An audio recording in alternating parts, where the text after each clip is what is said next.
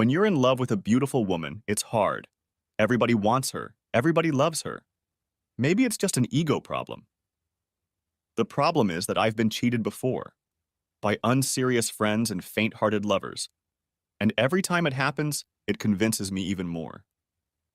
When you're in love with a beautiful woman, you follow her eyes. Irony is a bitch. This 70s song came on some obscure FM station halfway from Denver to Santa Fe. I didn't have a single person I knew in Santa Fe. Almost everyone I consider a friend or family member lives in Denver. I have season tickets to the Colorado Avalanche. As far as I know, no one plays hockey in Santa Fe. My company has 6 offices scattered throughout Denver. I'm in the investment business. The entire staff of my new Santa Fe office will work out of an apartment 2 blocks from Presbyterian Medical Center. Another irony. I grew up Methodist. I should probably step back and start closer to the beginning of this story. My name is Thomas Rexford, but my friends call me no, not T-Rex, but Jaxie. Doesn't make sense, does it? While my friends were in college at Northwestern, I spent 3 years studying and working in the lumber business. Yes, I did become a lumberjack, so now you can catch the connection. Yes, I still have all my gear, and yes, friends sometimes call me when they need help with a fallen branch or a whole tree. I also still have my Harley-Davidson, a 2005 Softail Standard FXST that I bought in Oregon that is in perfect condition.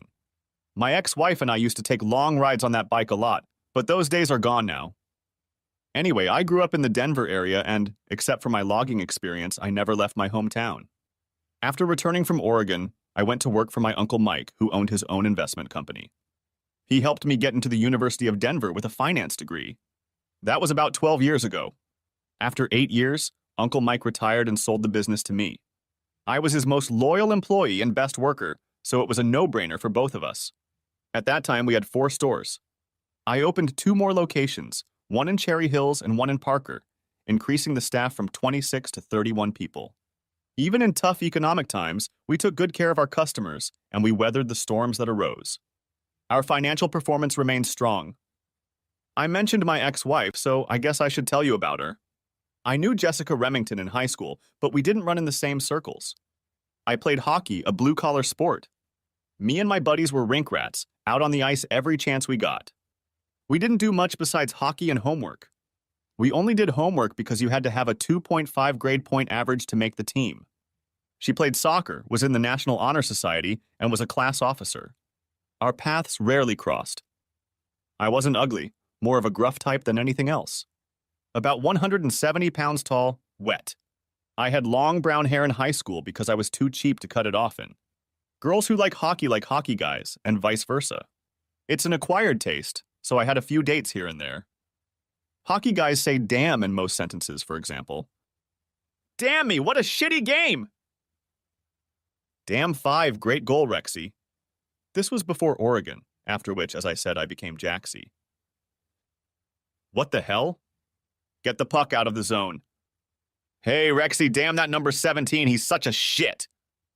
I hate the damn Wings, Detroit Red Wings. Okay, you get it. Hockey players are also a close-knit team. We hang out together all the time, and if we're on the same team, we're totally committed to each other. Even the parents of hockey players usually run together. That's damn true. Sorry, just wanted to give you another example. We all tend to have ugly stepchild syndrome. We think most people outside of the hockey world don't care about us, and we think we're a bunch of troublemakers. Both are probably true, so that's another reason why Miss Jessica Remington and I were never more than passing acquaintances in high school. One more thing you should know before we go any further. Jessica, Jess to me, is gorgeous. I don't mean cute or beautiful, I mean damn near stunning. When she walks into a room, people turn on her. Deep red hair, lithe build, 5'7", tall with a body that doesn't want to leave. Blazing green eyes, quick wit, and a pretty good temper. Her maternal grandmother came from Ireland in the 50s after the war. Starting in middle school, she could get any guy she wanted. She never dated the starting quarterback of the soccer team because he was an amazing athlete, but also a bit of a jerk. I know, that doesn't happen very often, does it? She never had a steady date in those days. She just hung out with a small group of friends. Once in a while, I'd see her with a popular guy, but that was it. We didn't meet until 3 years after I had returned to Denver from the Great Northwest. I had gotten a little fat from climbing and chopping trees, not much body fat. I was playing in a men's hockey league with a few buddies when she walked in. Turns out her friend Trisha Carmichael had been bitten by the hockey bug. She was dating our goalie, Mike Tooney Toomer. I may have failed to mention that hockey players add an E, I, or XY to any name they hear. Jaxie, look at the bleachers. Is that Jessica Remington? Looks like it, Beamer. I can't believe she went near that damn rink. She's with Trisha, Tooney's girlfriend. Must be supporting her. I'm a red-blooded American kid, so I played around trying to get her attention. I had 2 goals and 1 assist. After the game, we showered and were heading through the warm-up area to the rink when I passed her. Hey, Thomas, great game. Aren't you going to stop and say hi to an old school friend? Sorry, Jessica, I didn't realize we were friends in high school. It's good to see you. I stopped, put my bag down, and held out my hand to shake hers. I know it's stupid as hell, but I'm a hockey player and we're not the best at socializing. She smiled and took my hand. Well, maybe if you stepped away from the rink once in a while you'd notice. I thought you were a nice guy. Good God, what is that awful smell? Sorry, hockey bags have a unique odor, very specific. I'll run out and throw them in the Jeep so you won't have to be near them. I'll see you later. She looked a little hurt, but I didn't know why. We barely knew each other, and I was very polite when talking to her. Never once said damn. Beamer came running after me as I was getting into my very old but lovingly restored 2005 red Jeep Wrangler Rubicon. I seem to be partial to the 2005 models I drive or have driven. Hey, Jaxie, are you going to O'Connell's for a beer? Jessica's coming, and I overheard her say she was wondering if turning into a hottie was turning into a snob. You might have a chance, bro. I don't understand why, but you better show up and not mess it up. As my grandpa Mitchell liked to say, I may be ugly, but I'm not stupid, so I agreed to meet at our favorite establishment. I arrived first, grabbed a Coors, and sat down at one of the top 10 tables. When she arrived, she immediately made her way toward me. Listen, Jaxie, is that what they call you? I'm sorry if I pushed you away, but your bag stinks. Nevertheless, I'd like to socialize a bit without the bag and catch up. Sure, Jess. I'd love to know what's going on in your life. For the next 2 hours, it seemed like it was just the 2 of us in the place. I bought her a beer and she bought me 2. We talked about the last few years. She went to UCLA and studied marine biology. After graduation, she worked as a gopher at SCMI, Southern California Marine Institute, for a year and learned to surf. But she was a mountain girl at heart and moved back to Denver. She is currently pursuing a teaching certificate and hopes to start teaching middle school math in the fall. She was majoring in math. For my part, I explained my name. She was genuinely interested in my experience as a logger. She liked my Jeep, and her eyes lit up when I mentioned Greta. She laughed when I explained the hockey lingo and even tried it on her. Hey, Jacker, can you get me a damn beer? That's Jaxie, not Jecker, I said, pointing to our server. Well, since you were trying to avoid me at the rink, I thought Jecker would be more appropriate, she said with a sly smile. Let's go have some fun, was all I could manage to say in response. She winked at me and replied, maybe. Before we left, we hugged politely and she gave me her cell phone number. Call me. I'd like to ride Greta if you'll take me. I've never ridden a pig, but it's on my wish list. I waited 2 days to call her. Believe me, I wanted to call her 5 minutes after we left, but I also didn't want to seem desperate. I wanted to be cool, calm, and collected, even though that wasn't really the case. Hey, Jess, it's Thomas. I was wondering if you wanted to ride with me this Saturday. We could go to Leadville. There's a music festival going on there this weekend. Screw you, Jaxie. I have a social life of my own, and I can't abandon my plans at the last minute for some hockey player, even if he does score goals. I was a little confused and whispered, I'm sorry, Jess, I didn't mean to be too cavalier. Maybe next weekend? Screw you again, Jaxie. I'd love to join you. What time should I be ready? Well, that's about 2 hours, so how about 9 a.m.? I'll be ready. She sounded like she was ready to hang up. Hey, wait a minute. I don't know where you live. You're a smart guy, Jacker. Figure it out. It's Jaxie, I replied, a little heated by her barb, but the line was already dead. I called Tooner, who in turn called Trisha and got Jess's address. Saturday morning, I knocked on the door of her apartment in Golden at 9 a.m. sharp. When she opened the door, I nearly fainted. She was wearing shorts, not short but not too far off either, a white tank top covered by a red and white plaid long-sleeve shirt, and black cowboy boots with Texas stitching. She had a UCLA sweatshirt tied around her waist. She saw the look on my face and smiled. "I take it I passed the test?" she purred. "Yes, Mom, it is." I gave her my spare helmet, a white and black AGVX 3000, and we hit the road. The ride up there was great. Colorado summers are warm, but it never gets too hot in the mountains.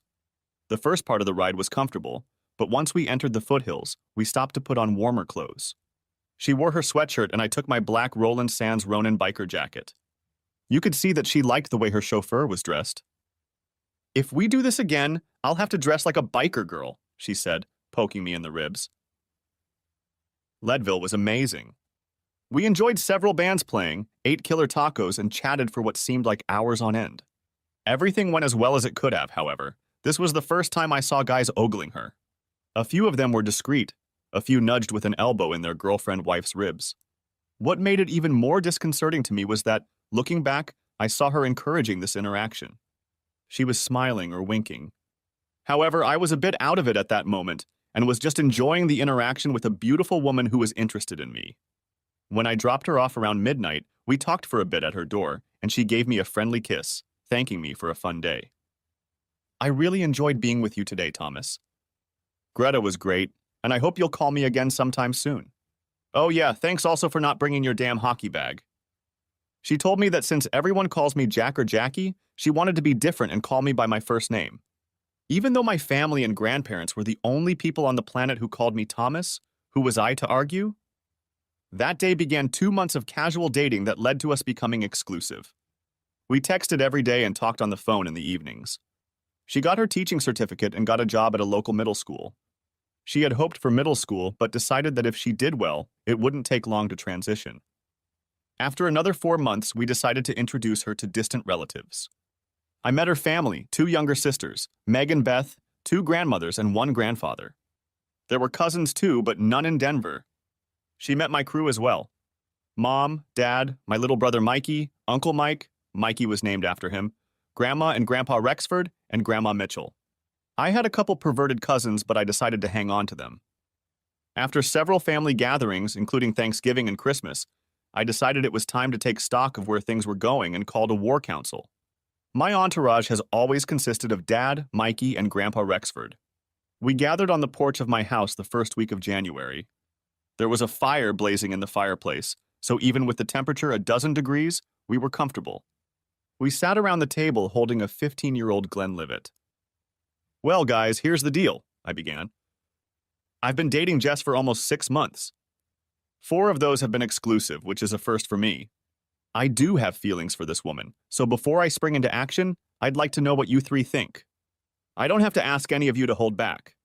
I know I will get the plain truth from each of you, and that is exactly what I want. I'd like to go from the youngest to the oldest, if that's okay with everyone. You have the most experience, Grandpa, so I want you to listen to the other 2 in case you want to challenge their opinions." Everyone nodded their heads. "Okay, Mikey, give it to me." Mikey was 20 months younger than me and always looked up to me when we were kids. But Mikey was smart. Not just book smart, although he had just finished his master's degree in applied math, whatever that was. He tried to explain it to me a couple times. I could understand some aspects of finance and business, but everything else was Greek to me. I realized, however, that Mikey loved to figure shit out. It was never enough for him to just understand something. He always wanted to poke holes in it, see if it really worked, or figure out how to make it better. That made him a streetwise weasel as well. 2 years after I returned from my job as a logger, Mikey was a senior at the University of California, Boulder. The next summer, I let him borrow my bike for a week. A year later, he told me he only rode it twice. Once on the first day and once the day before he returned it to me. The rest of the time he spent taking it apart and putting it back together again. I nearly fainted when he showed me pictures of Greta disassembled on the floor of his garage. Then I thought about killing him, but he told me about a couple improvements he'd made to the fuel system, and damn if I didn't notice, it ran better when I put it back together. Jaxie, if this were math, I would tell you that there are a number of hydrodynamic factors to consider before determining the best outcome. But why bore you with the details? I'll keep it simple and use small words so you can understand. First, Jess seems like a great girl. She has a good teaching job, seems to genuinely care about you, and doesn't take herself too seriously. Second, she doesn't have a long list of ex-boyfriends, so she doesn't exhibit a tendency toward a love it and dump it mentality. Third, you guys are demonstrating in front of us what looks like real affection for each other. This includes, but is not limited to, respect, physical touch, good communication, and realistic conflict resolution. Fourth, if you pursue this relationship, you will need to realize that anytime you go out, even with friends, you will need to be on your guard. She is incredibly beautiful, so every guy who is not gay will notice her, and many will probably try to get into a relationship with her. Fifth, the big X variable for me is the lack of time you've been together. You are in your early 20s, so I realize that settling down is probably becoming a good option for you. But in my equation, I'd like to see at least 6 more months before you make any kind of long-term commitment. You're both 27, so you have plenty of time to start a family. He finished and yielded the floor to his father. Thomas, you are an intelligent young man with a good head on your shoulders. 3 years of logging in the Northwest has smoothed out a lot of rough edges and helped you mature quickly. You have great business sense. As far as I can tell, you're also pretty wise about your personal life. You like your hockey friends, but you don't join them when they decide to do something stupid. I think you'd make a great husband. I agree with Michael. Jessica seems like a lovely person. I won't repeat his assessment, but I agree with his caution. I'm not sure you know her as well as you need to if you're going to ask her to marry you. Your mom and I dated from the age of 16 until we were married at 23. We had a couple of bad breakups, but it helped us to know what we wanted and what we were made of. A little more time in the courtship stage doesn't hurt. Dad, always noted for his brevity, looked at his father, our elder statesman, Grandpa Rexford. Grandpa leaned back in the soft leather chair, took a sip of whiskey, and looked toward the mountains as if he were deep in thought. After a pause, he looked me straight in the eye and said, "Beauty is skin deep, but ugliness goes to the bone." Then he took another sip and looked at the hills again. Damn mysterious, isn't it? I was about to ask him to tell me his thoughts, but my father threw me a look that said, "Just be quiet and bear with it. It will happen soon." Grandpa started up again. "Thomas, Jessica is a sweet girl with looks that could stop a truck or a train. I've watched you two closely and I can tell you're in love with her. She certainly has some good fibers in her. But there's something else too, and I can't pinpoint what it is. The easiest thing to say is that she seems to always need attention. She needs to be at the center. It's even harder to say that she's immature and narcissistic. She can't sit quietly on the sidelines. She needs to be at the center of everything going on. Silence is not peculiar to her, probably because no one shut her up when she was a child. Your dad grew up in the 70s, and for as long as I can remember, I could never understand his boundless devotion to rock and roll music. Like the rest of his generation, he listened to it all the time. I hated it. I listened to rock and roll any day of the week. Anyway, one day, I think when he was a senior in high school, which was 79, I heard the words to a song he was playing. It was Bob, and the song was about Hollywood. That's when Dad interrupted. "Bob Seger, Daddy, the song Hollywood Nights?" "Yeah, that's right." Anyway, it's a song about a young guy who gets his heart broken by some beauty queen. There's a line. She was born with a face that allowed her to get what she wanted. He saw that face and lost control. Holy crap, I remember thinking to myself. A song that actually makes some sense in real life. My point, Thomas, is this is Jessica. She can get anything she wants because of her looks. She doesn't always take advantage of it, but she sure knows she's got it. This is the potentially ugly part of your relationship. Will she flirt with other men after marriage just because she wants something? Even if she is truly faithful to you, won't those men realize it and come on to her? How much time will you have to spend looking over your shoulder? Will she respect you enough to stop this shit? I don't know. My advice is a little more specific than your dad's or Mikey's. I like the slower approach, but I'd add one more element. Ask your uncle for a 6-month vacation, come back to Oregon and work in the timber business for a while. But this time, take Jess with you. Be alone where she doesn't know anybody and make a good effort to settle in. I'm sure she can substitute teach, so you're not asking her to put her career on hold. Mike won't like losing his right arm for a while, but I'll talk to him about how it's going to be okay. He'll be fine. Take long walks and talk about everything. About life, work, faith, children, fears, hopes and dreams, and more. See if you have enough in common to build a life together. If she refuses, that's an indication that you need to tone it down a bit. If she agrees, even somewhat nervously, you have a good foundation to build on. Regardless, your dad and Mikey are right. She's the kind of woman who can get whatever and whomever she wants, and it's best to deal with that sooner rather than later. If she's ugly inside, you want to know it now, not 5 years from now when you have a kid or two and you're a disaster. Great advice from 3 smart guys, all of whom loved me. We spent the rest of the evening happily watching the AVs destroy Vancouver, with the occasional trip back to Jessica's place. I slept in a few nights and then decided it was best to split the difference. I didn't really want to go back to the Northwest, but I wanted to find a way to have more alone time for the two of us. I also decided that I wouldn't propose for at least 4 months. There's not much point in asking for advice if you're not going to take it. I should have made this decision alone and taken responsibility for the outcome, but only a fool refuses wise counsel. I believed I had taken the best of what was offered to me. 2 weeks later, I took Jess out to dinner at a small local pub we both liked in Golden. Burgers and beer, nothing fancy. Just a chance to sit and talk for a couple hours. The owner of the place was my buddy who we played hockey with, Richie, and he was happy to seat us in the back of the place, away from the bulk of the customers. So, are we just casual today, Thomas? Or do we have an agenda? She was gorgeous, but she also had a good head on her shoulders. Jess, I learned, was very intuitive. I guess somewhere in the middle, I began. You know I've never seriously dated anyone, but I can unequivocally say that I've fallen in love with you. In that case, I don't know the best thing to do. I know we're in an exclusive relationship, but that's not the same as being committed to a long-term relationship.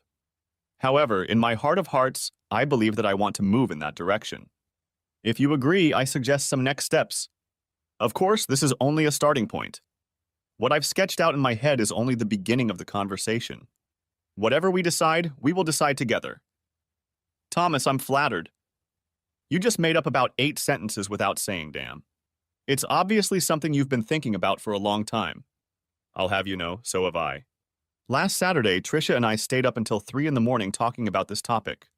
I'm scared because I'm falling in love with you too, and I've never been in such a serious relationship in my life. So why don't we start by you telling me what you've come up with so far? For the next 20 minutes, I laid out my thoughts. At least 4 more months of seeing only each other. More alone time on weekends and at least 2 evenings a week together, talking about certain topics. Invite older couples we respect to counseling to make sure we are physically compatible. My eyebrow went up at that last suggestion, but I feigned innocence. Come on, babe, I know you're hot, but what if you're not very good in bed? I got a punch in the arm for that. Wanna come, handsome? She flashed her intense green eyes at me. In hockey lingo, one player asks another if he wants to drop the gloves and fight. Then she broke out into a wide grin. I agree with all of your ideas. If I remember last Tuesday correctly, you've already had practice with the last option, but there are a few things I can teach you. Let me get the check and you take me to school right now, I offered with an evil grin. Well, how about we start with the first lesson right here? Jess added a few minor ideas as we drank the last of our beers and then jumped on Greta. When we got back to my apartment, I was already putting the key in the front door lock when Jess whispered in my ear, Well, I'm not sure I should be alone with a boy hockey player. I think I'd better go home before you take advantage of me and ruin my reputation. In one smooth motion, I swung the door open, turned and said, No way, girl. I slammed the front door shut and headed for the bedroom. An hour later, after we got busy, we fell asleep in each other's arms. My last thought before I fell asleep was to hope that it was really true because it was amazing. 4 months of intentionally investing time into our relationship went almost smoothly. I say almost, because in hindsight, it was a flaw in the armor that I should have paid more attention to. About 3 months later, we went out on a Friday night to a local pub that had live bands on the weekends. It was just the two of us. We had a few drinks and Jess was teaching me how to dance. We were having a blast when I excused myself and went to the men's room. I was only gone for a couple of minutes, but when I came back, Jess was standing next to our table talking to a guy I couldn't recognize, but he looked familiar. He was standing too close, and Jess wasn't holding him at arm's length. I immediately felt uneasy, remembering my three friends' warning. I was sober enough to stay calm, though. They hadn't noticed me yet, so I walked over to the bar and ordered a couple more beers, all the while watching them. I couldn't hear them, but Jess was clearly casting a spell on me. She giggled at his comments, occasionally placing her hand on his forearm. If she missed me, she certainly didn't show it, looking around for me. He was clearly enjoying himself. Okay, that was enough. I turned back to the table, and Jess caught me out of the corner of her eye. For a moment, there was a look of guilt on her face. Then she just smiled at me, as if her son had risen and sat in my place and purred, "Thomas, you remember Wayne from high school?" Wayne smirked slightly but extended his hand. "Hey, Thomas, good to see you. It's been about 10 years. You look great." I shook his hand and said hello. Let me digress and say that there are a couple things you should realize right away if you're paying attention. He called me Thomas, not Jaxie or Rexy, meaning he wasn't a hockey buddy. So at best, he was an acquaintance, not a friend. Second, you should have realized by the look on Jessica's face that she realized she had crossed the line. Now the question was how she would react. She missed her first chance. "Wayne, why don't you pull up a chair and join us for a few minutes? Are you here with someone?" First strike. "Thanks, don't mind if I do." "No, I'm just here with a couple buddies, no one I can't ditch for a while to hang out with old friends." "I can't believe you're flying solo." "There are a lot of ladies out there who need to pay attention." Second strike. "You're too kind, Jess. I've dated a few girls and one or two of them got serious. But not as successful as Thomas." Jessica never managed to pull me into the conversation. She also didn't thank me for the beer she was currently enjoying. She just kept chatting with good old Wayne.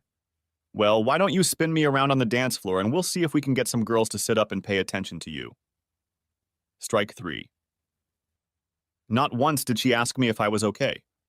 Didn't even look at me until she stood with Wayne, leading him by the hand to the dance floor. "Be back in a little while, babe." "Don't flirt with anyone while I'm gone." I had to hand it to Wayne. He looked very nervous. He was an inch or two taller than me, but as far as I could remember, he was a clean-cut, rich boy. He'd probably never been in a fight in his life. I'd had a few skirmishes in high school and a few in Oregon. Truth be told, I got my ass kicked the first week I worked in the logging industry. I drank too much and was rude to a redneck who was 2 inches shorter than me. He ripped me off while everyone was enjoying the show. Later we shook hands and he took me under his wing, but since then I've been diligently learning to keep my temper in check. Obviously, Wayne didn't go to this school, but I could tell by the look in his eyes that he knew I did. "Do you mind if I dance with Jess?" he asked over his shoulder. "Of course he is," Jessica answered for me in a tone that tolerated no objection. There's no fourth strike in baseball too damn bad. Wayne saved himself from a beating by having the sense to at least try to ask, an attempt to honor the unspoken male code. Jessica, on the other hand, was in for a rude awakening. When they returned to the table, I was gone. Greta and I had a lovely moonlit ride home that allowed me to cool down a bit. Jess and I didn't live together. Maybe I'm old school, but I think it's disrespectful for a man to ask a woman to live with him without putting a ring on her finger. But in my opinion, it's too easy for a guy to try to get what he wants from a woman and then just walk away if they aren't official in the eyes of God and the state. The ride home took 20 minutes. Another 20 passed before the reports started coming in. Apparently, it was more than 1 or 2 dances. "Thomas, where are you? I can't find you." "Home." "What? Why are you leaving without picking me up?" "You looked like you were having too much fun with Wayne." "Come back and get me now, you bastard." "You're embarrassing me." "Good night, Jess. I'm more than sure you'll be able to make it home." My phone rang before I could turn it off, but I ignored it and turned it off. I figured I could get a good night's sleep before the storm of shit that was going to erupt in the morning. I was drinking my second cup of coffee around 7:30 a.m. when Jess burst in on me with her green eyes blazing. We didn't live together, but she had her own key. "You son of a bitch, Thomas. How dare you leave me like that? Are you such a little boy that you ran away just because you were hurt? Are you such a big baby? Hell, you'd better explain yourself right now if you want me to stay." Her nostrils flared and her face was red with anger. If I hadn't been a lumberjack for 3 years, I might have been scared. "Would you like to sit down and have a cup of coffee, Jessica?" "No, screw it. I don't want to sit and drink coffee with a juvenile like that." I kept my tone calm. I suppose that might have made her more angry, but I wasn't about to get into an argument with an irritated Irish girl. Okay, suit yourself. Let me be blunt, Jess. I am madly in love with you and I want only one thing, for us to be together. However, I will never tolerate disrespect. What you did last night was unforgivable. We're not dating. We don't have an exclusive relationship. We're committed to each other. We agreed on that. We've even mapped out how to intentionally deepen our love in hopes that we'll be together for life. Wayne was standing in your personal space and you didn't support him. In fact, when I first saw the two of you, you touched his arm, showing openness towards him. Secondly, you did not ask me if Wayne was welcome at our table. You simply ignored me and asked him to sit down. Then you flirted with him by telling him how much other women should pay attention to him. And finally, without consulting me, you asked him to dance. In doing so, you never once looked in my direction. Even Wayne noticed it and tried to ask me if everything was okay. You didn't even let me speak for myself or answer his question. So tell me, Jess, what's respectful about it? How does it show my love or show Wayne that we're together?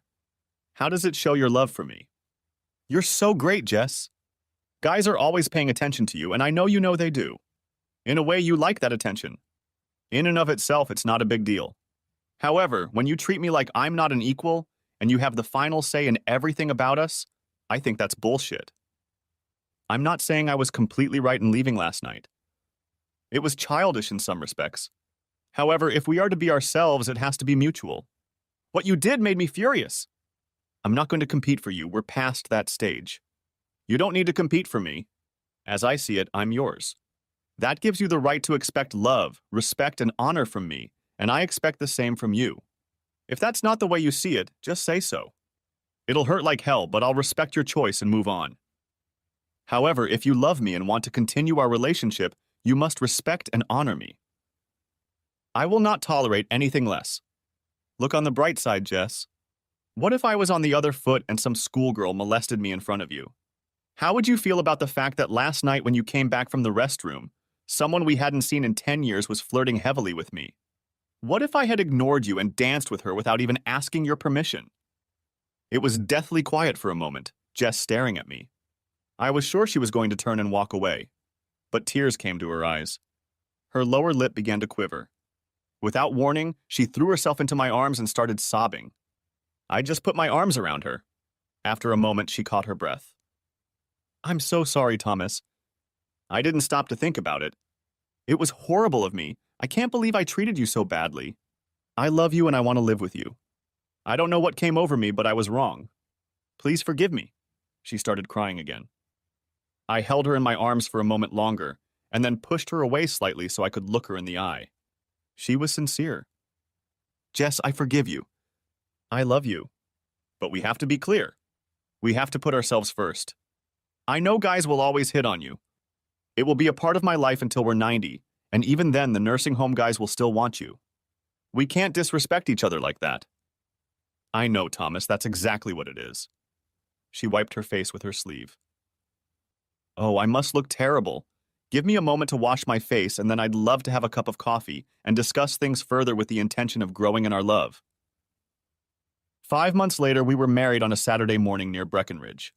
It was a gorgeous late May morning with sunny skies and temperatures in the mid-60s.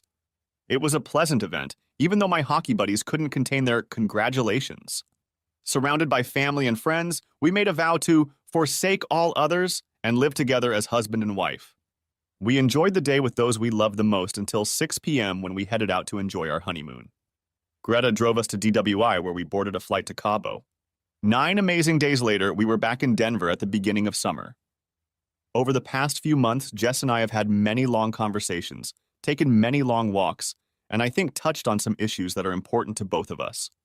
We even went to a therapist where we dealt with some important factors in our relationship, such as family or background, expectations, and communication.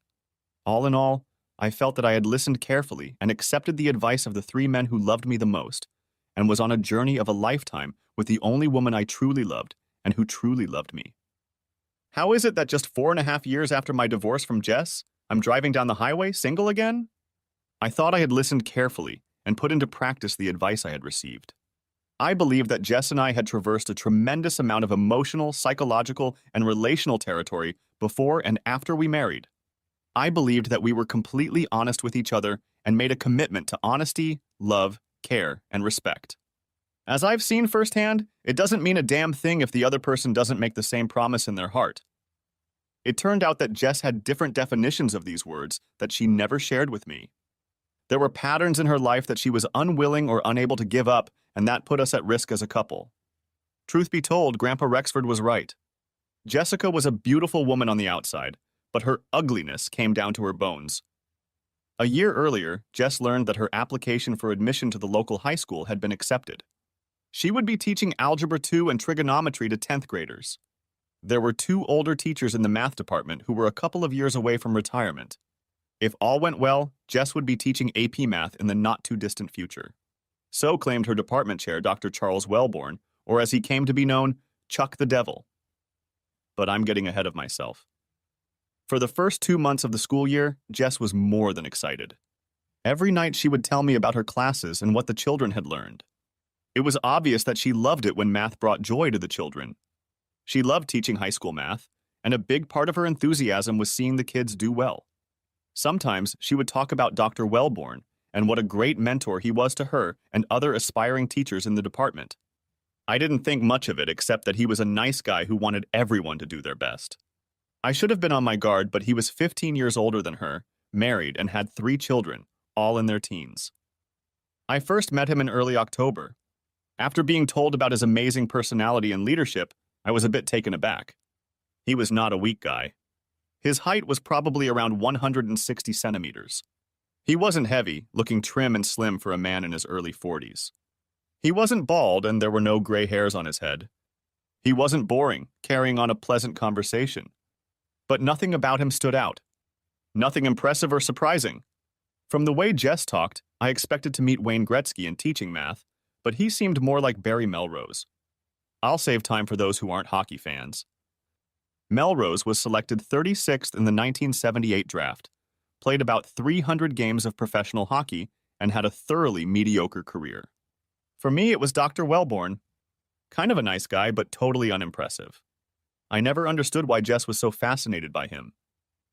To each his own, I thought. Jess liked his support and guidance, so who was I to judge? I listened politely while she talked about how inspiring he was. It was at this point that I noticed that about 90% of our conversations were about her work and about 75% were about Wellborn. When I talked about my work, hockey, or family, she would smile and listen for a couple minutes and then go back to herself and her world. Having never been married, I just assumed that this is how most marital conversations go. I never minded finding out about her day, her job, even her boss. But sometimes I really wanted her to ask me about my job, family, etc. Unfortunately, she rarely did, and just as sadly, I never brought it to her attention until it was too late. It was the week after Thanksgiving, and I was on the phone with my mom. As wonderful as the men in my family are, my mom can reach out to any of them. We were talking about the upcoming Christmas holidays and trying to synchronize our holiday calendars.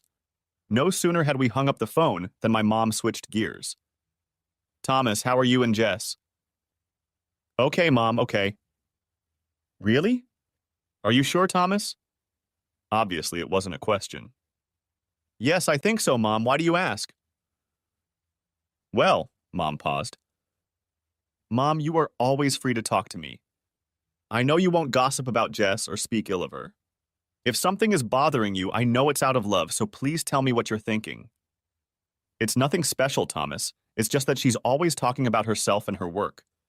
I've never heard her brag about you unless someone does it first. I've never heard her ask you any serious questions about what you do or what you're thinking. That strikes me as odd, son. Enthusiasm in a relationship is a two-way street. You're always supporting her and paying attention to what she's telling you. I guess I'm just wondering why she doesn't reciprocate you." She continued. "I haven't talked to her about it because I'm her mother-in-law, not her mom. I don't want her to think I'm siding with the two of you. In my mind, you two are one, so I'm for both of you. If I broach the subject, I'm afraid it will look like she's not good enough for my boy, and I don't want her to think that." We talked some more and I thanked her for her concern. Aloud, I did not agree or disagree with her observations. However, in my heart, I felt that she had picked up on the anxiety that was growing in my heart. I thanked her for her thoughts and told her that I would seriously consider her words. I didn't mention it to Jess right away, but I decided to start keeping a little record of our conversations. It wasn't something detailed, and I wasn't trying to trap Jess into getting my point across. I work with numbers and specifics, so it was easy for me to start just keeping track of our conversations. That's how I was able to come up with the percentages I mentioned earlier. We talked almost exclusively about Jess and her world. I got an uneasy feeling in my stomach when I remembered the Seagar song. She was born with a face that allowed her to get her way. Jess was amazing in many ways, but in this area she was immature and selfish. However, she was used to always getting her way. I decided I would schedule a weekend getaway so we could talk and enjoy each other's company. We had done this periodically in the first 3 years of marriage, so it wouldn't be a surprise to Jess. This weekend, we would bring up things we loved about our relationship or issues of concern. I knew Jess wouldn't feel taken aback if I behaved in this way. I was thrilled when I booked a cabin for us near Aspen, knowing that we would be able to relax, enjoy each other, and talk freely about us. I checked our general schedule before bailing and saw no school conflicts for next weekend. I'd miss the hockey game and have to put up with a few what the hell Jaxie type comments, but I was sure I'd survive, especially if I did penance and bought a first-round pick after the next game. I couldn't wait to lay out my plan to Jess when she got home. Right after dinner, I shared my plan with her. I thought she would be excited and looking forward to the trip. Wrong.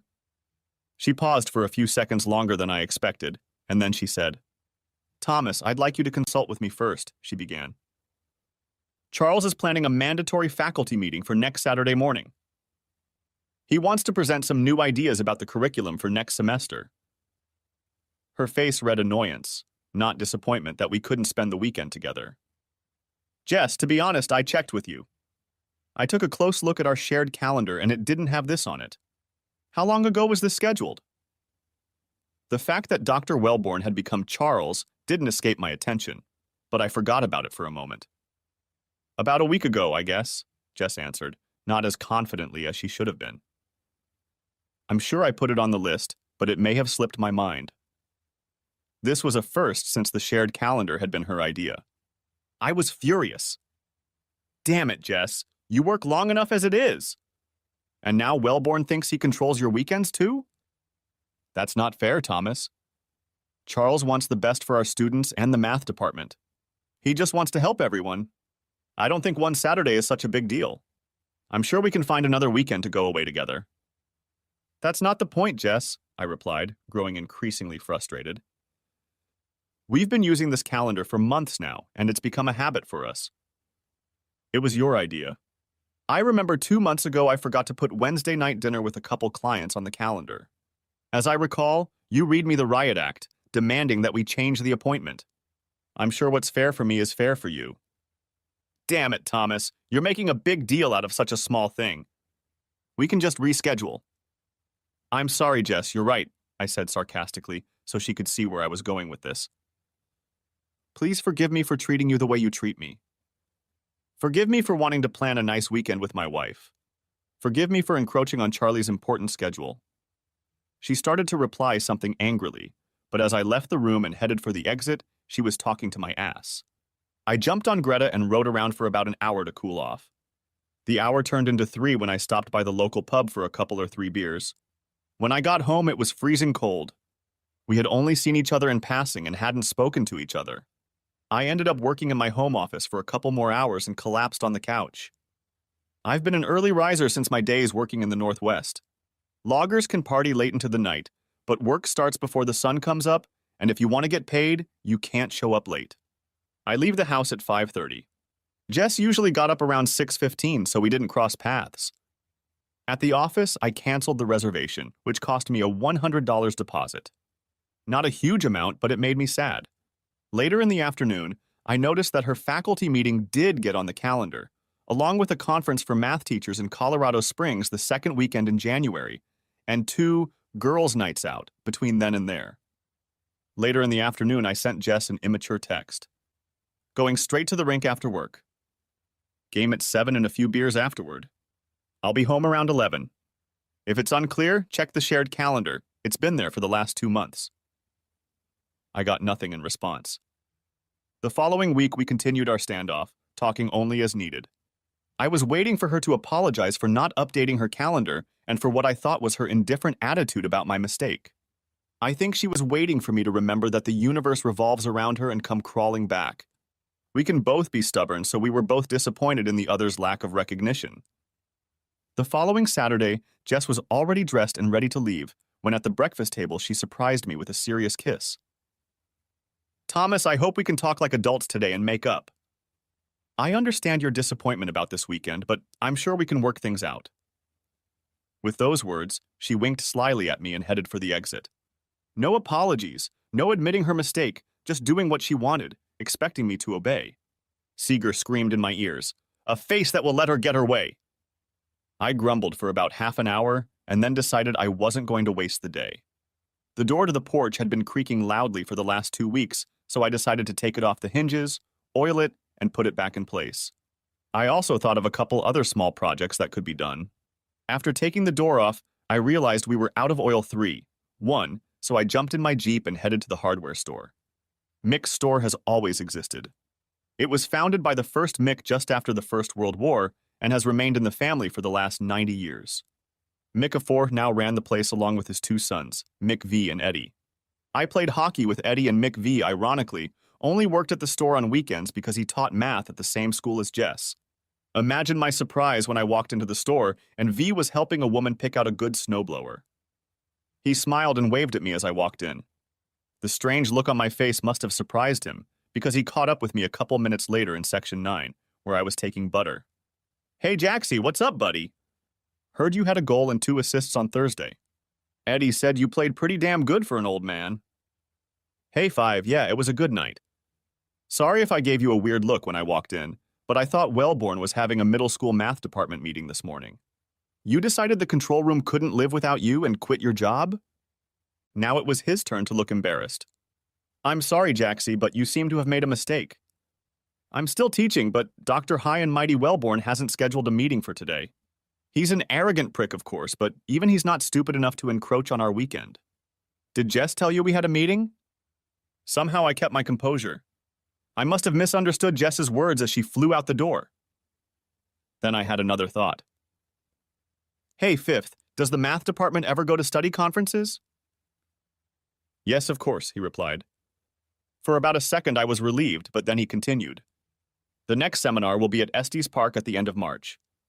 I plan to attend about half of the seminar and then hit the slopes." "Trying to breathe and act as normal as possible," I replied. "Sounds like you, Five, only I'm surprised you plan on having half the meetings." "Yeah, I know. I must be getting down on myself in my old age. I'll talk to you later, Jaxie. I'm going to go make sure Eddie doesn't try to take credit for selling my snowblower." And with that, he was gone, taking all my trust in Jess with him. I paid for the oil and jumped into the Jeep. Damn bitch, why the hell is she lying to me? 2 times? I drove past the school looking for her car. I checked each of the 4 parking lots, not just the one by the math classroom. No cars, no lights on, no one home. My mind was racing with my heart, and I needed to calm down and think. I assumed the worst, and we all know where assumptions lead. I needed to know some facts about my wife. Where she was, what she was doing, and if she was with that damn Charles. I couldn't go home and just wait. I drove to a coffee shop, grabbed a cup, and sat in the back of the bistro. An hour later, with a notepad in hand, I had a plan. My insurance agent was a guy from my hockey team. Pat Cook, Cookie, was surprised that I was calling on a Saturday morning. "Jaxie, did you break your leg trying to work on your pathetic skating skills?" "I'd like to, Cookie. I need a few minutes of your time. Can I meet you in your office?" He realized from the tone of my voice that I didn't have a broken bone, but this was serious. 15 minutes later, we were sitting in his conference room. "When you suspect insurance fraud, do you have a private investigator doing the digging for you?" "Sure, Jaxie, but what the hell do you need a private investigator for?" "Cookie, this is completely confidential, isn't it?" He looked at me as if I had just inflicted the greatest insult in the history of the world. "Sorry, kid, but my head is spinning right now. I think Jess might be having an affair, and I need to find out without anyone finding out. Do you have a guy who could help me?" "I hope it's not what you're thinking." "No, I don't have a boyfriend, but I do have a girlfriend, and she's the best. Almost invisible, tough as nails and always gets to the bottom of things. If you need, I can set you up with her right now. She's not cheap, but she's the best. Thank you, Cookie. Yes, I hope I'm only spending money on my imagination. Please call. Her name was Ella Compton. Since private investigators have to work odd hours, she agreed to meet me later in the afternoon.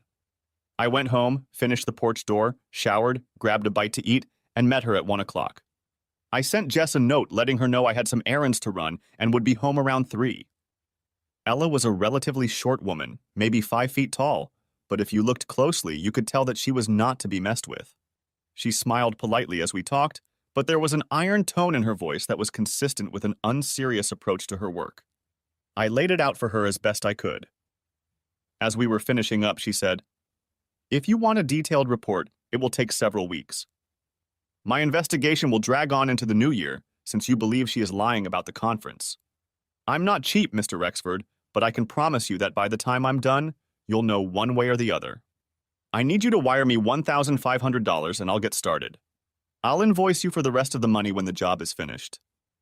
I sent the deposit while she asked a couple more questions. We got up, shook hands, and left. I felt as low as I'd ever felt, but I knew I had to keep up appearances. I had to be dishonest with everyone I loved and respected, but secrecy was the only way to get to the truth. Jess was home when I got there, and she was working in the kitchen, humming to herself as I walked in. In a good mood after having fun with Chuck? I thought to myself, kissing her on the cheek and telling her I needed a quick shower. Luckily, I had tickets to the Avias Preds hockey game that night, and Jess rarely went with me. I was taking Mikey with me, and she was more than pleased. Before I left, I lied for the first time. "Jess, I'm sorry I overreacted this weekend. I wanted us to go away, but I shouldn't have talked to you the way I did. Please forgive me." "Of course, Thomas. I understand your frustration. I wish we could go too, but we will go soon, just the two of us." Bitch to the end, huh? Thought I. The next 6 weeks were a living hell. I put on a happy face at the office, at home, and with my family. Christmas was brutal. Jess and I exchanged gifts and went to my in-laws for lunch and then her family for dinner. New Year's Eve was even worse, if that's even possible. We went out to dinner and dancing. We did it in our hotel room. The physical part was the worst. It wasn't love. New Year's Eve was on Friday, so we were still celebrating on Sunday, having dinner at Mom and Dad's. Grandma and Grandpa Rexford were with us. We were hugging and kissing goodbye around 6 p.m. when Grandpa quietly pulled me aside. "I'm sorry, Thomas, I really am." He whispered so that no one else could hear. "Sorry for what, Grandpa?" I replied, genuinely not understanding what he meant. "I'm sorry I was right." "How's that?" He smiled sadly. "I was right about the ugliness getting to the bone," he said, nodding at Jess. "Just know that we're all with you no matter what happens." I wanted to fall into his arms and burst into tears. He saw the tears in my eyes. "It's nothing like that, Thomas. You'll get through this. There will be time for tears later. For now, just do what you have to do. We Rexfords always stick together and take care of each other." In that moment, the strength he gave me assured me that I could handle it. 3 weeks later, I was sitting in Ella's office across from her desk. She had called the day before to tell me that the report was ready. I asked if we could meet at her work instead of mine. If I got the news, I figured I wouldn't want to crumble in front of my coworkers. She began. "I'm sorry to tell you, Thomas, that you spent a lot of money to find out that your wife is a lying whore. I suppose you've prepared for the worst, but if you need a minute or two, I'll give you time to come to your senses." "No, go on, please." She was the first to introduce the new nickname, which caught on. "Well, Chuck entertains the hell out of your wife. Usually at the Hampton Inn in Inglewood. I assume they choose that location since you don't have offices in the area. They're very discreet. At work and around coworkers, they act professional. Very discreet. They drive separately to a rest stop or truck stop where they will never run into family or friends. Far enough off the road, but not so far that they can't get back to their home quickly if necessary. As you might expect, there was no conference in Colorado Springs. They spent this weekend in Gunnison in a remote cabin outside of town. They meet about once every 8 or 9 days. As far as I can tell, they've met at least 6 times since you hired me, not counting the weekend. I have audio and videotapes of their last 2 love dates in the Hamptons, thanks to a couple $100 and a friendly reference guy. Don't worry, I'll put it on your tab. I also have pictures of them meeting, driving to their untold hotel, getting in and out. I also have some conversations from their phones thanks to the listening devices in their cars. The evidence is irrefutable. She handed me a 2-inch thick folder across the table. It's all here, though. I advise you not to look at the pictures or listen to the recordings too soon. For some reason, I managed to remain calm throughout our conversation. I asked her a few clarifying questions, and she answered each one thoroughly. When we were done, I asked her to email the final invoice to my personal work address. I gathered my folder and got up to leave. Mr. Rexford, if I may, this is the best and worst part of my job. I'm picky about my clients. I try to stay away from liars and scammers. I never help anyone cheat on their spouse, co-workers, or family members. I have checked you out, and I know you are a good, even great guy. You don't deserve this. I hate to break this news to you. However, that's also the best part of my job, because now you know the truth. You can deal with it as you see fit. You are no longer in the dark. You may have been an unknowing toady, but no more. Now you can take back control of your life and choose the right course. Thank you, was all I could manage to mumble. One last thing, she said. I did some more digging on Chuck. This isn't his first rodeo. If you need help burning that bastard down, I'll help you at no extra charge. Too bad it's not the 1880s now, or we could have strung him up before the sun went down. As I was leaving, I noticed that it had begun to snow. A gray gloom seemed to envelop my whole world. I sat in my Jeep for a few minutes, trying to decide what to do next. 5 minutes later, I called Jess. She answered on the 3rd ring. My second lie. Hey babe, I had to run out to Boulder this afternoon to see a client. It's snowing crazy here right now, and I still have a couple hours of work to finish, so I won't be home until tomorrow. Oh, I'm sorry, babe. I was going to surprise you and go to your hockey game tonight. Please be careful and drive safely on the way home tomorrow. I love you. Thanks, bye, was all I could say. I was about to head to my folks' house, but on a hunch, I drove to the Hampton Inn in Inglewood. I parked across 2 lots in a spot from where I could watch the entrance. My Jeep was hidden from view by the few bushes that lined the parking lot. I decided to wait for an hour. While I waited, I called Cookie and told him the bad news. Jaxie, I'm sorry as hell. Thanks, Cookie. I need you to cover for me in front of the guys tonight. Make sure they know the next keg is on me.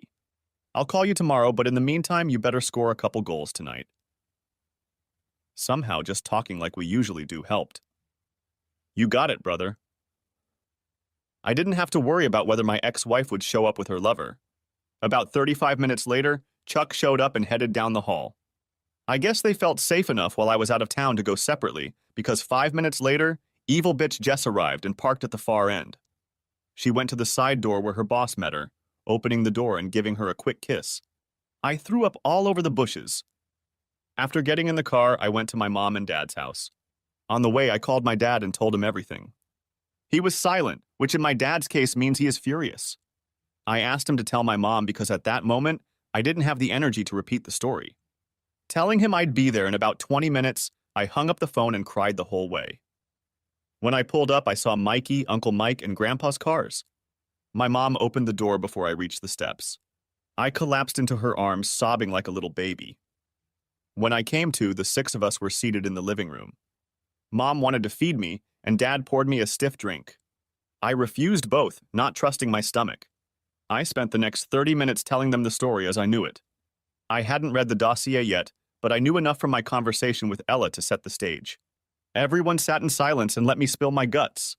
I cried all the way through while my mom stroked my back, just like when I was a kid. By the time I was done, everyone had tears in their eyes. Grandfather spoke first, like a patriarch. Thomas, I know we are all deeply saddened by your pain. I know that each of us would like a few minutes alone with Jess and her boss. We are all outraged to the core, but we must be wise. Speaking out is certainly the right thing to do, but it would be the wrong approach. Why don't we chat some more, and then I suggest we adjourn for the evening. You take a strong sleeping pill, and we'll pick this up in the morning. Tonight's protracted discussion is not going to do any good. But as I told you a few weeks ago, we are all with you. No matter what. Everyone looked at Grandpa with wide eyes. It began to dawn on them that he knew what was going on, even if everyone else hadn't noticed. No one was upset that he hadn't told them sooner. Everyone understood that he had his own methods, and every member of our clan trusted him as the cornerstone of our family. "You're right, Dad," Dad finally replied. Then he asked, "What should we do about Thomas's absence tomorrow? Will Tess expect him to call or expect him to be home by early afternoon?" Uncle Mike jumped up. "I can take care of it, brother. Thomas told Jess he's up to his ears in troubles in Boulder. This storm was lucky enough to give him a small window, but I can open it wide. I'll call Jess first thing in the morning and explain that the situation is serious and only Thomas can handle it. He'll have to talk to her tomorrow, but I can assure her that everything will take another day or two. Since she's in school, she won't be tempted to go to Boulder to present herself as a loving wife." We agreed to this plan with a couple of additions from Mom and Dad. When we were done, my brother came over and hugged me like it was the last time we would be together. Tears again. Uncle Mike hugged me too. Grandpa came over and took my face in his hands. "You're going to get through this, Thomas. You have my word on it." When everyone left, I went to the guest room, pulled a couple of Unison pills out of the medicine cabinet, and in less than 20 minutes, the medication combined with emotional exhaustion did the trick. I was out like a light. The next morning, I was surprisingly calm and determined. Sadness was still my primary emotion, but Jess had made her choices, including ignoring her marriage vows and completely neglecting me, and now it was time for me to make mine. My family loved me, and that foundation would help me endure. My long-term plan was beginning to take shape. By 8:30 a.m., the team had reconvened around the kitchen table. By noon, we had the basics of the plan ready. My next stop was a lawyer that Uncle Mike recommended. I needed someone who had successfully represented guys like me, husbands who had been cheated on by their wives. I walked into the law office of Beach, Beach at 1:30 sharp. After introductions, I was seated at a table with the second of the three Beaches. Meredith Beach Cochran was a pleasant-looking woman who I guessed was in her late 40s. She had steely blue eyes and a firm handshake. We exchanged pleasantries as best we could under the circumstances. I learned that she practiced family law exclusively and had never defended or represented a cheating spouse. It was obvious that she was well-versed in the law, yet realistic about the world of divorce proceedings in Colorado. "What do you want when the dust finally settles, Mr. Rexford?" "I'm not entirely sure yet, counselor," I replied. I know I don't want her to walk out of our marriage with a penny more than she brought into it, but I suppose that's unrealistic. However, the prenuptial agreement we signed clearly states the protection of my family business in the event of a divorce due to infidelity. I want my good name to remain intact, which means I don't want us to run and hide from the fact that her infidelity is the reason I'm suing. I want his name out there as the man she cheated with. I would love to see him fired over this, but I'm willing to put up with the public humiliation that awaits him. Besides, I want to become free and clean so I can move on with my life. Most of what you say makes sense, and I'm glad you've set the bar low for what we can expect from the courts. I have to ask you, as your lawyer, you're not going to physically harm them, are you? No, Mom, but when his name goes public, I can't vouch for what some of the more enthusiastic guys on my hockey team can do.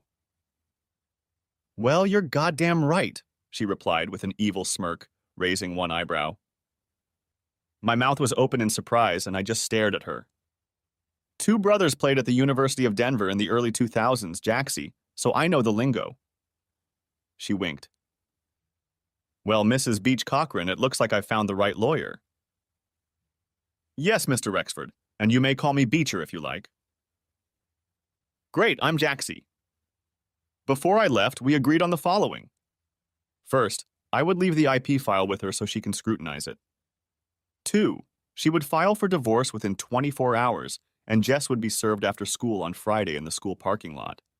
She thought the shock and awe would work in our favor. Maybe Jess would do something stupid that would help us reach our ultimate goal. 3, I will return home Friday night to meet our first conversation, and I will stay home and demand that Jess leave since the house was titled in my name. First, we would leave F.E. Ella for a couple more weeks to follow Jess's behavior before and after she was served with the divorce papers.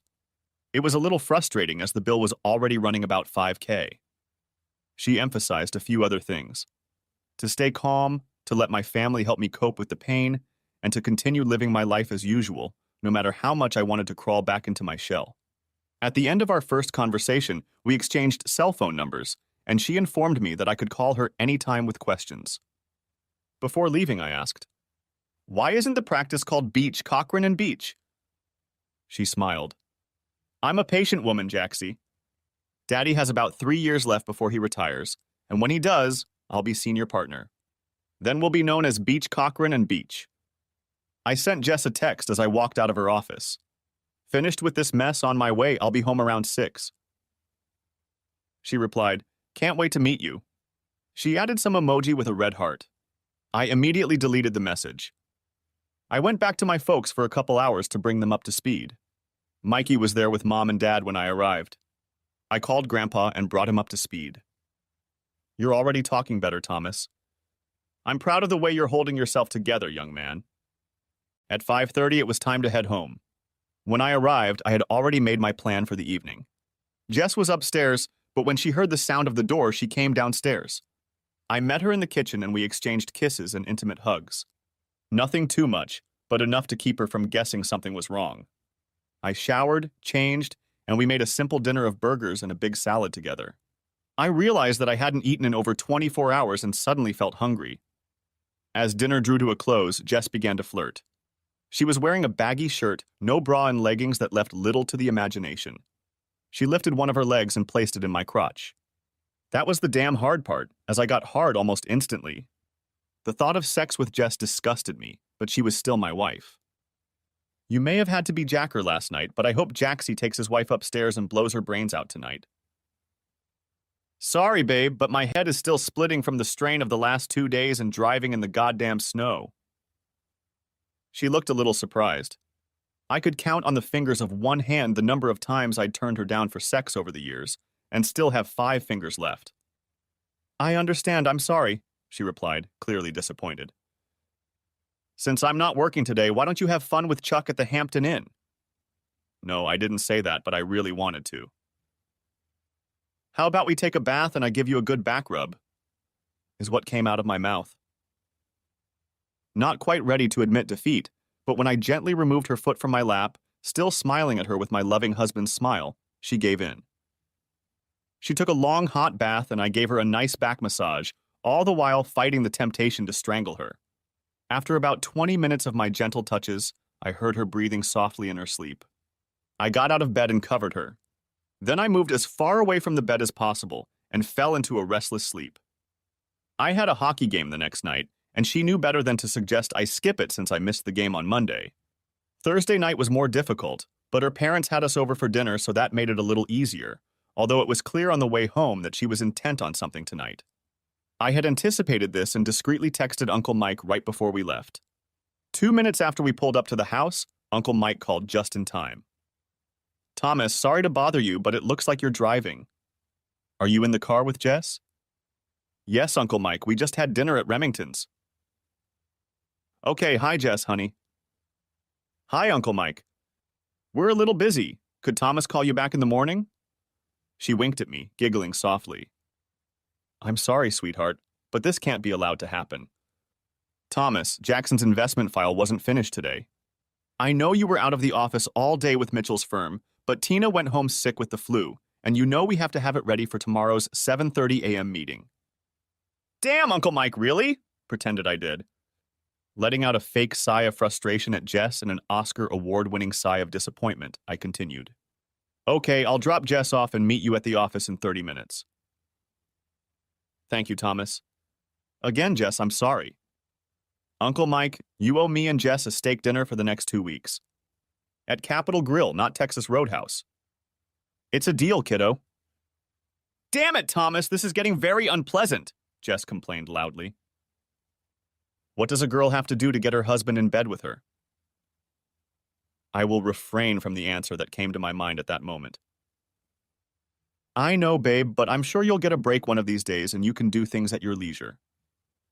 If she caught on that I said you instead of we, she didn't give a hoot.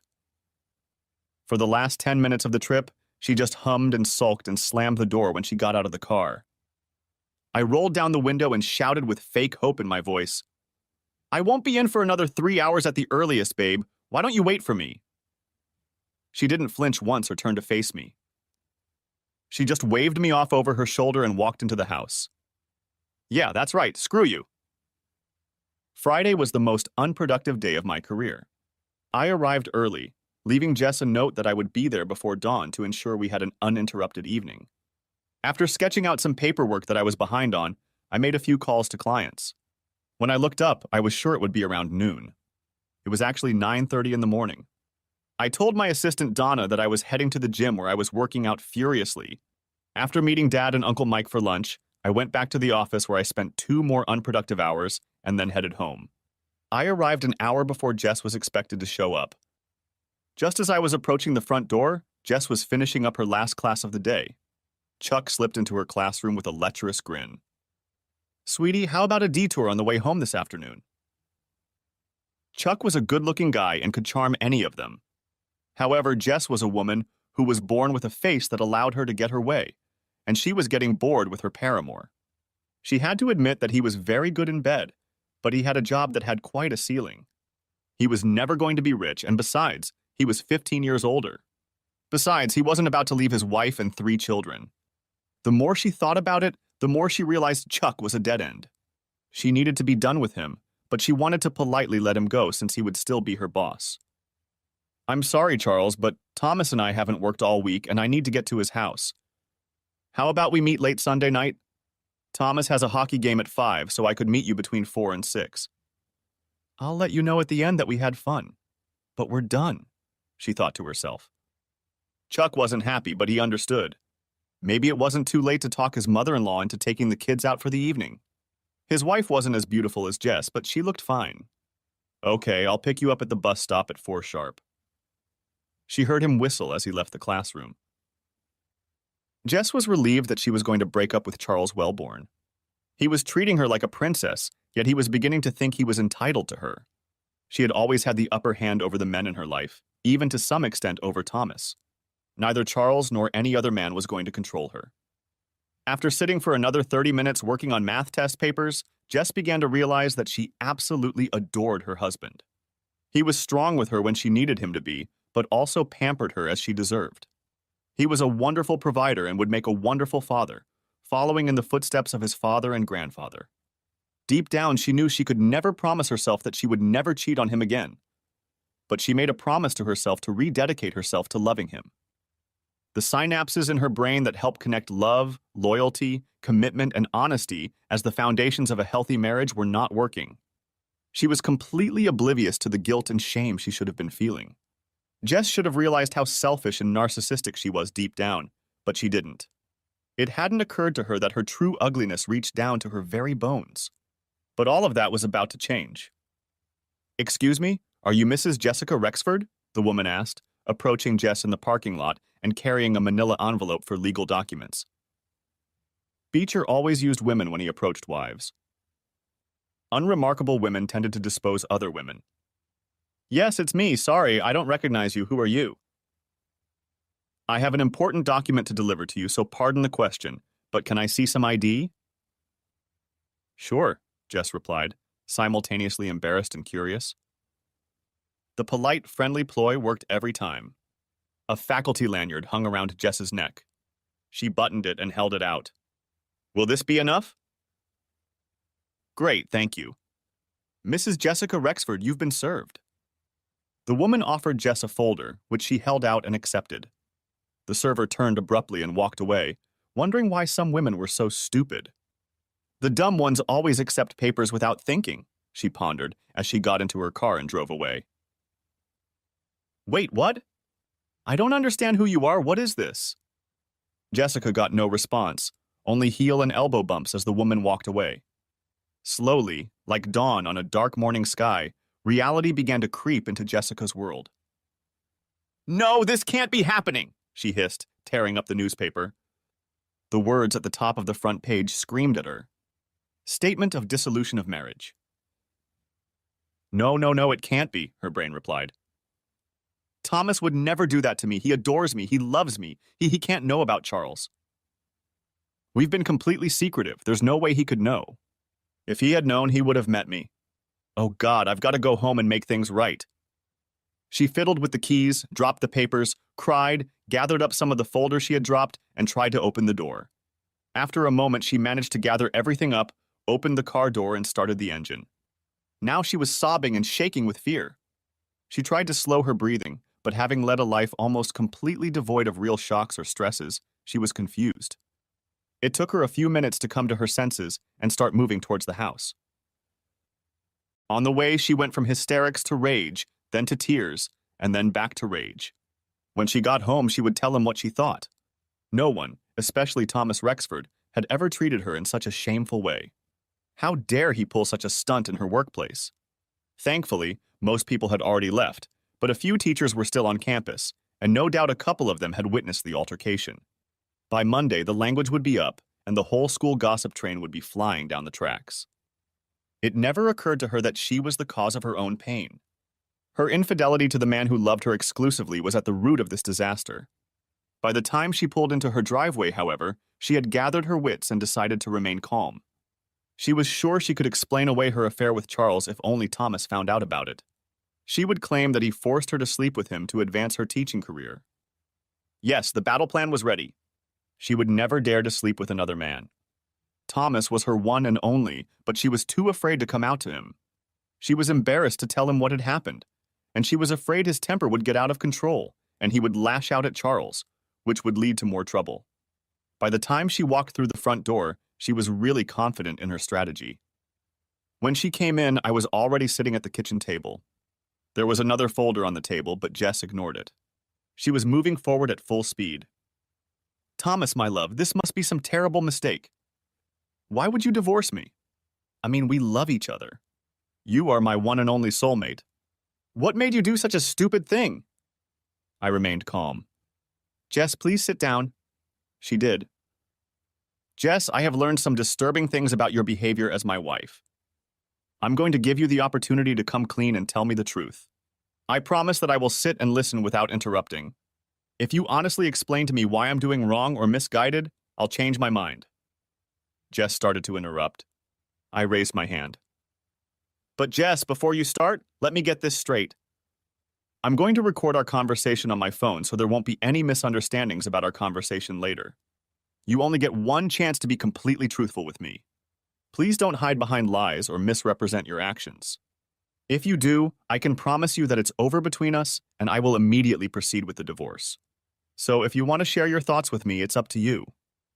Ignoring the folder on the desk, Jess began. "I don't mind writing this down, Thomas, but I'll tell you the truth. Charles Wellborn forced himself on me. He used his position of power to impose himself on me. I fought off his advances time and time again, but he made it clear to me that my best way forward was into his bed. I hated every second of it, but I endured because I was overwhelmed and didn't know what to do." Jess started to cry as she continued.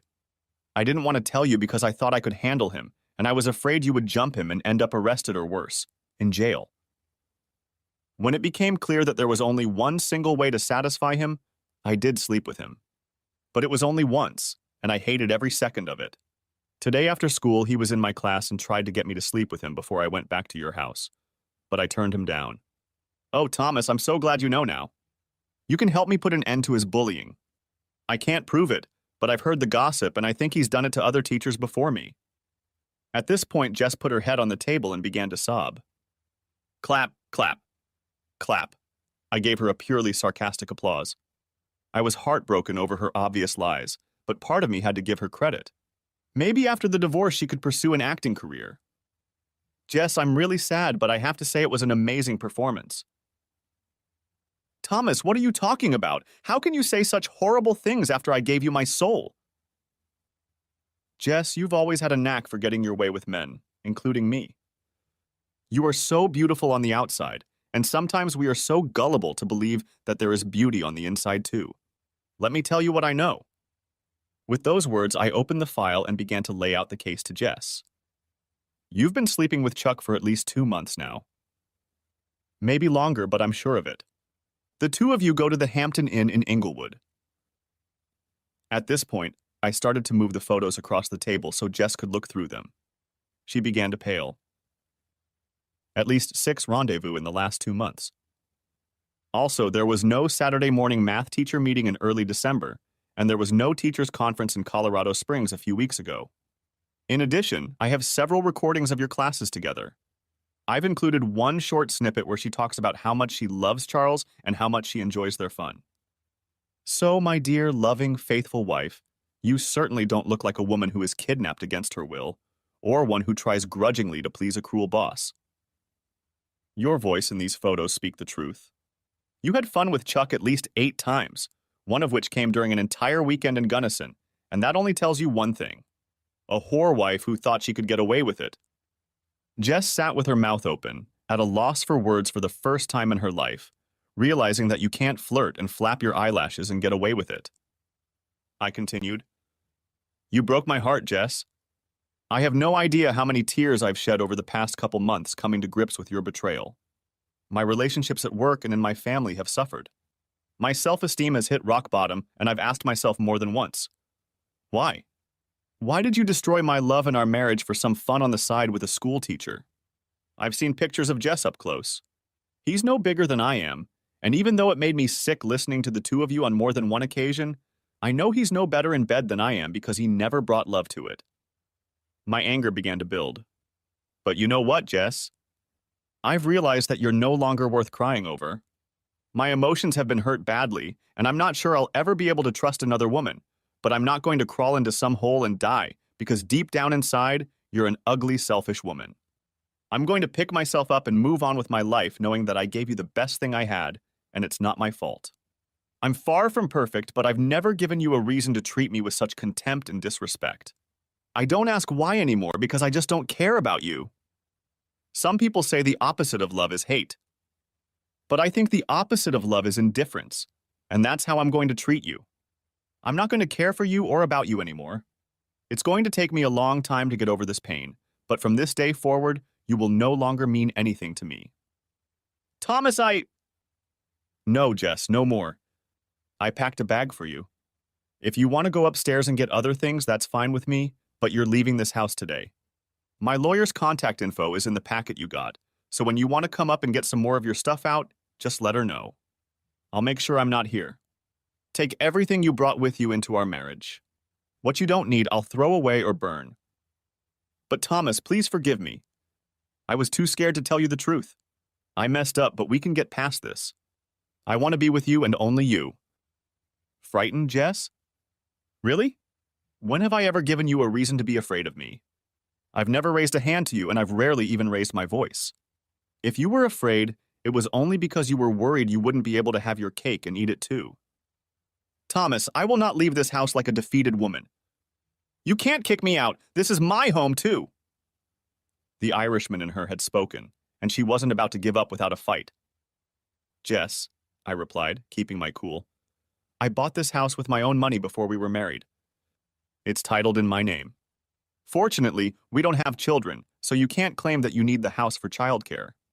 Our prenuptial agreement clearly states that I retain my assets if we divorce due to your infidelity.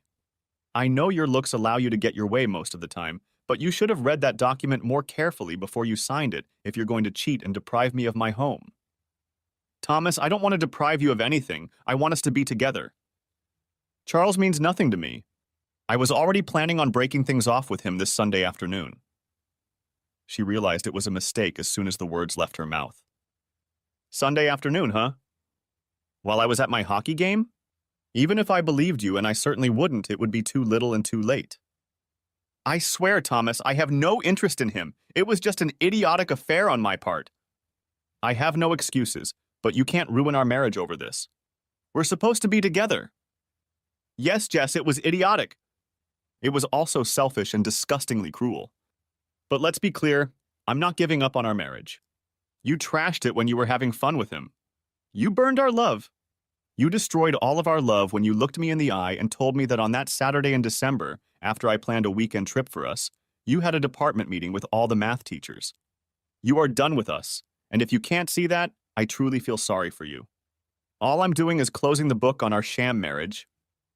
The full weight of her illicit bond finally got to her, and she began to sob. I sat there with my arms folded, waiting for her to pull herself together and leave. Finally, she spoke. Where will I go? What will I do, Thomas? It's up to you, Jess, but you need to know the following. My family is aware of what happened. They've been supporting me for the last couple months while I learned of your betrayal. I haven't told your family you'll have to do that. However, if you lie to them or withhold the truth altogether, I won't feel the slightest bit uncomfortable sending them a copy of this file. I'm not going to physically attack Chuck Renoff. However, you should know that by Monday morning, your principal will be aware of what happened. I will not be suing the school since the administration was unaware of your affair. But I certainly won't hide who you've been having fun with and how often. Chuck's gonna have to fend for himself. If his wife contacts me, I'll tell her the truth. I assume you know he has 3 children. Their lives will implode, and that will be on your conscience too. So, like I said, I'm done taking care of you. Where you go is up to you. Do what you want with Chuck or whoever you want, I'm done. The locks on the doors have been changed. I haven't touched your money or your accounts. You have enough to live on. You'll see that the divorce I'm offering is more than fair to you financially, given the circumstances. You can sign the papers now or wait, but I would advise you to contact your own attorney. Now, if you would be so kind as to gather all the things you need and leave my house. Jess finally gave up. She wiped her eyes, went upstairs and gathered a few more things. As she left, she came back through the kitchen. I sat in silence, emotionally exhausted from the confrontation, but relieved that it was over. I'm sorry, Thomas. Yes, Jess, you... And here I am, 8 months later, divorced and headed to Santa Fe. Why would I leave town, you ask? That's a good question. The answer is simple. I need some time away. I love my family dearly, and I know they love me, but as with my journey to Oregon 15 years ago, being on my own again was challenging. But at the same time, it was a breath of fresh air. I'll spend a year or two getting the business up and running, and then hire someone to run the New Mexico office. I'll probably end up moving back to Denver, closer to family and friends. Obviously, my hockey team won't win a damn game without me. But for now, a little space, a little time to dive into something new, a little adventure is just what I need. The only woman I planned on spending time with was Greta. Jess? Well, I don't know what she's up to. I heard that a few hockey wives and girlfriends kidnapped her for a fun girls' weekend when they found out what happened. I don't know anything about what happened, but rumor has it that Jess didn't get the most fun weekend. I guess she didn't expect this turn of events, but apparently hockey women are just as loyal as hockey men. Looks like her best friend Trisha and a trusty strap-on were the instigators. Chuck? Apparently, Doctor. Fielding, the school principal, came from a hockey family because she made Chuck's work life as miserable as it could be. His teacher's contract was not renewed and he left the state. His wife took it out on him in the divorce, and I hear his kids don't want to talk to him. Interesting that she has become friends with Trisha and attends some of the hockey games. Before Chuck Horan left town, he fell down the stairs while leaving his seedy apartment in downtown Denver. He broke 3 ribs, his teeth, and his arm.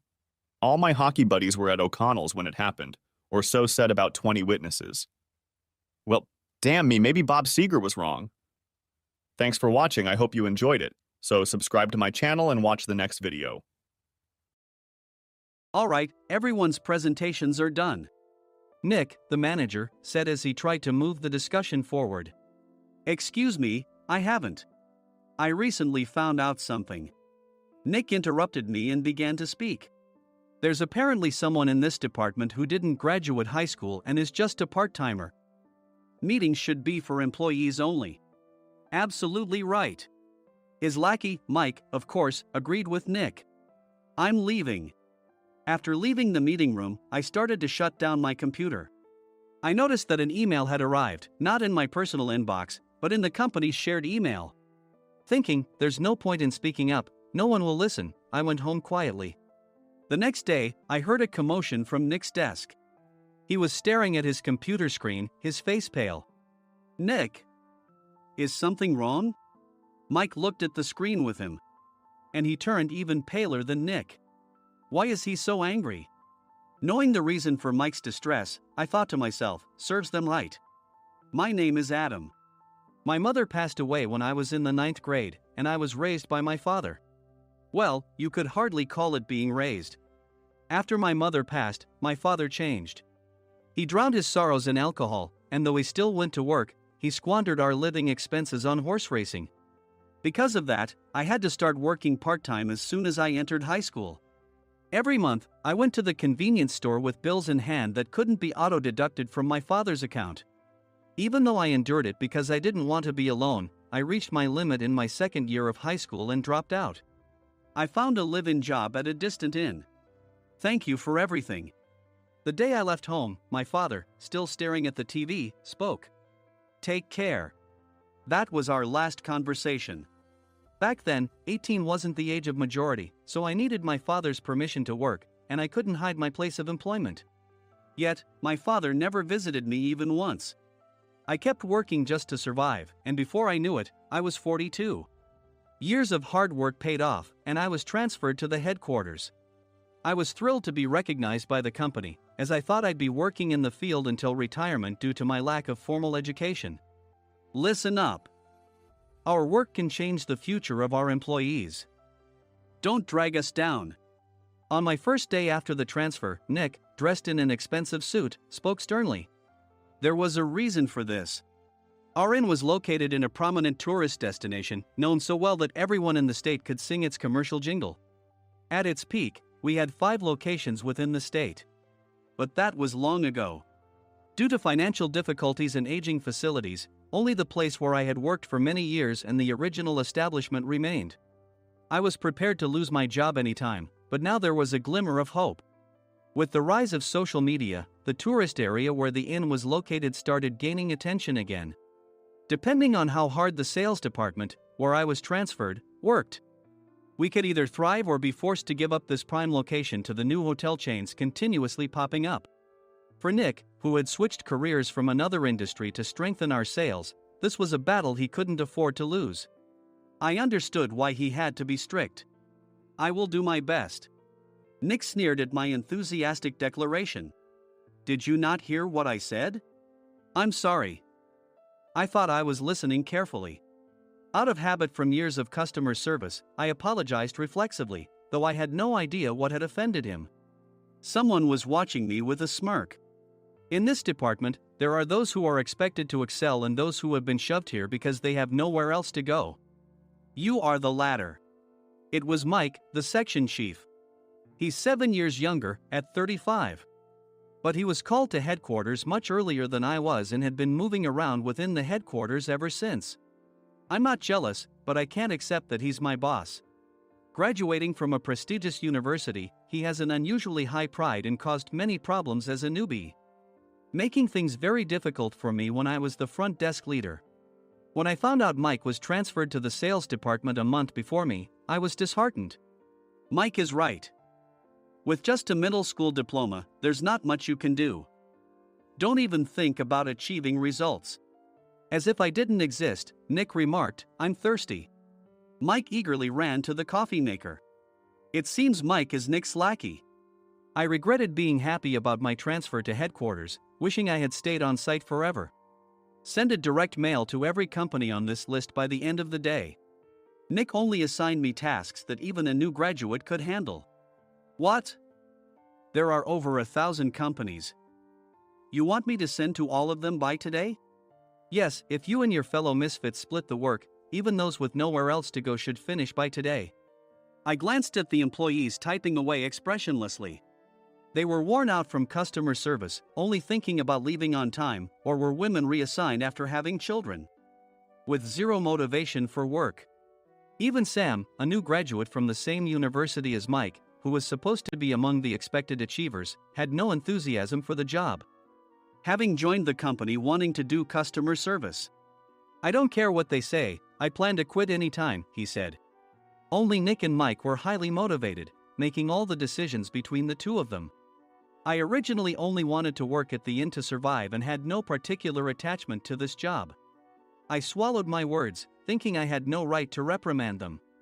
About a month after the transfer, Nick told us with a frustrated look. To commemorate the 50th anniversary, we've decided to create a plan exclusive for one group per day. Originally, Mike and I were supposed to come up with it, but our president, Mr. Thompson, insists on hearing everyone's opinions. So, you all get a chance. As Nick explained, Mike began handing out prints. Make sure not to embarrass Nick. If your ideas are half-baked, you'll have to redo them. It seemed that they had printed his handwritten notes by Mr. Thompson, which included several questions and a section for free responses. It made sense why Nick had to seek our input, given that all responses had to be submitted to Mr. Thompson.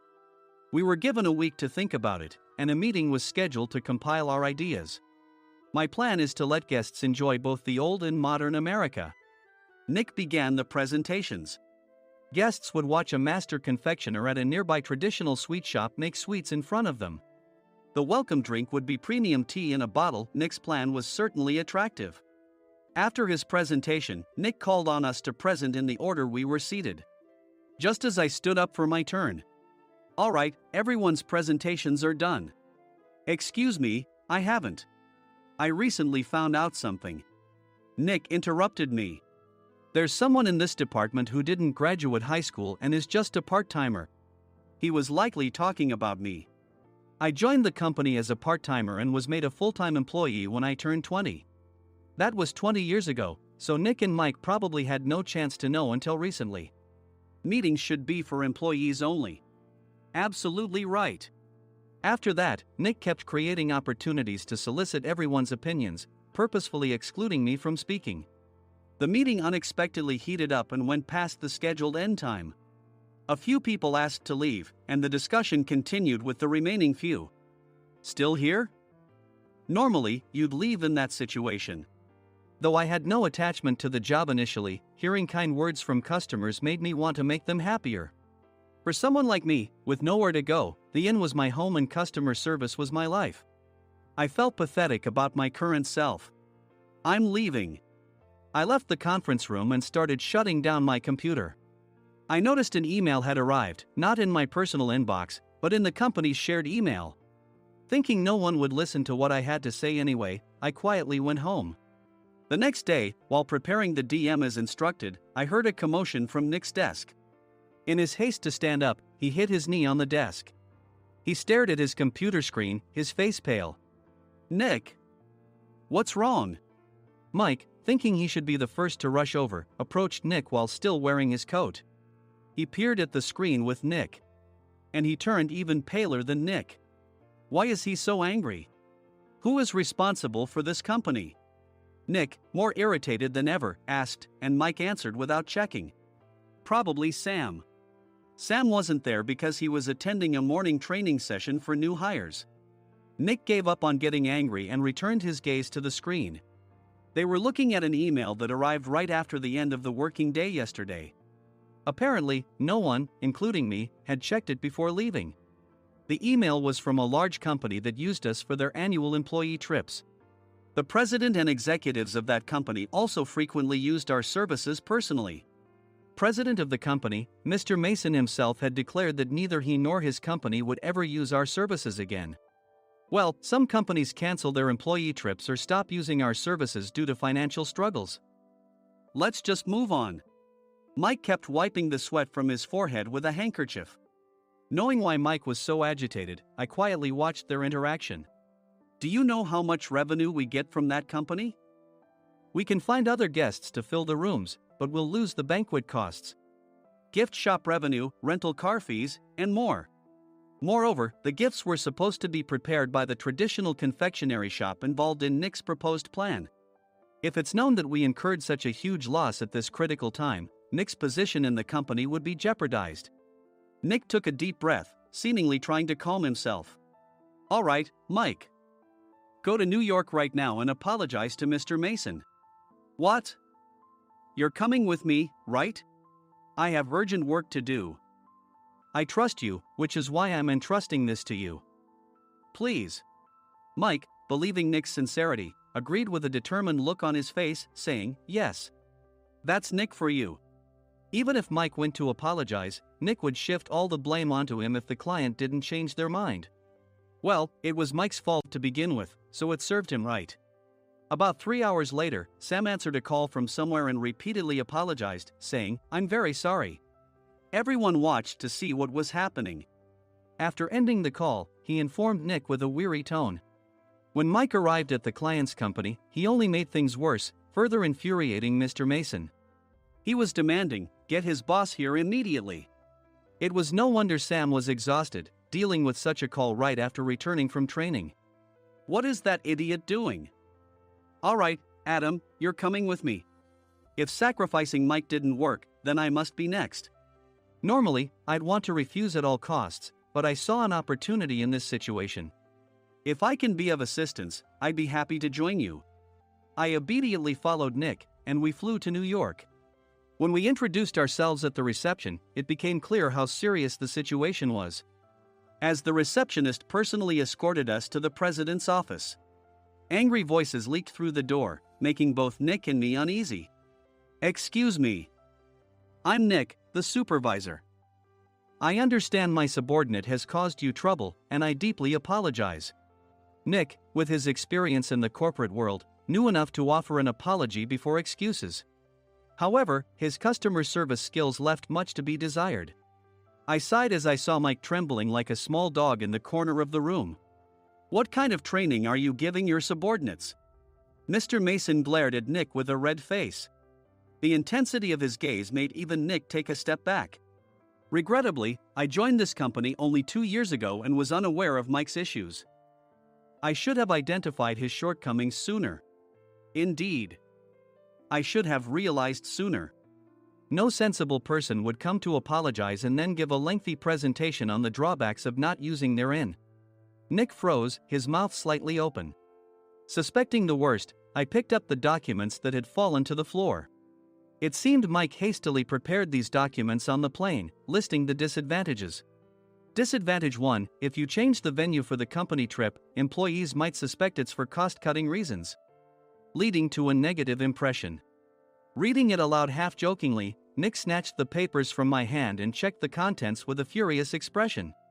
Among the stack of documents was a receipt from a nearby convenience store's copy machine. I felt a pang of dread, hoping he hadn't shown the receipt as well. What do you think he said when I asked what kind of nerve he had to do this?